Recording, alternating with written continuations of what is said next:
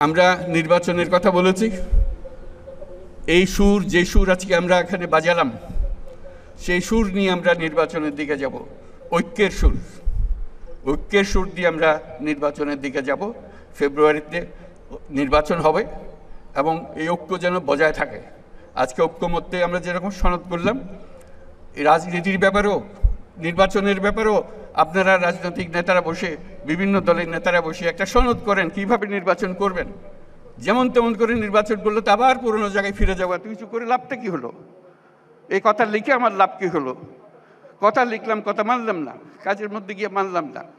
কাজেই আমার অনুরোধ, আপনারা আবার ঐক্যমত্য কমিশন বলেন, কমিটি বলেন, নিজেরা বসুন, নির্বাচনটা কিভাবে সুন্দরভাবে করবেন, উৎসবমুখর করে করবেন, ইতিহাসে স্মরণীয় করে তুলবেন। যেই সনদ রচিতা এই নির্বাচন করেছে, এই সনদ তৈরি করেছে যারা, তাদের হাতে এই নির্বাচন সৃষ্টি হয়েছে। পুলিশ এসে কেন ধাক্কাধাক্কি করবে? সেখানে নিজেদের নির্বাচন নিজেরা করব আমরা। কারো এসে আমাদেরকে সোজা করতে হবে না, আমাদেরকে দেখিয়ে দিতে হবে না, ধাক্কাধাক্কি করতে হবে না। আমরা কি জানি না নাকি কিভাবে নির্বাচন সুন্দরভাবে করতে হয়?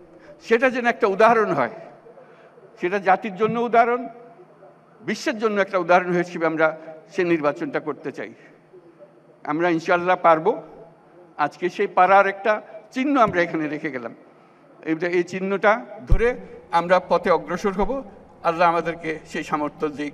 সেই জন্য আমাদের সবার জন্য দোয়া করেন।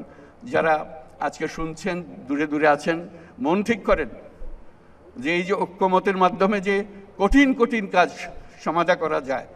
আমরা যে বর্বরতার থেকে সভ্যতায় এসেছি তার প্রমাণ রাখা যায়, কার্যে প্রমাণ করতে হবে। এখন তো কাগজে আমরা প্রমাণ করলাম, সেই সভ্যতা আমরা নিয়ে আসতাম। এখন কাজে প্রমাণ করতে হবে যে আমরা সেই সভ্যতা অর্জন করেছি।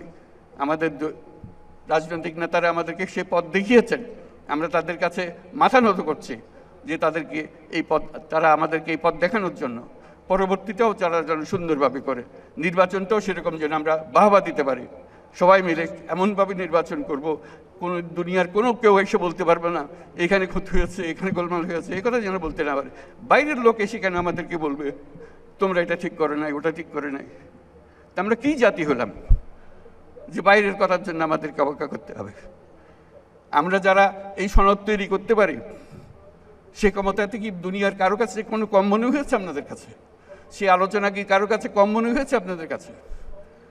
যে রাজনীতিবিদরা এখানে অংশগ্রহণ করেছেন, তাদের বিদ্যা, তাদের জ্ঞান, তাদের অভিজ্ঞতা অন্য দেশের কোনো রাজনীতিকের চেয়ে কম মনে হয়েছে আপনাদের কাছে?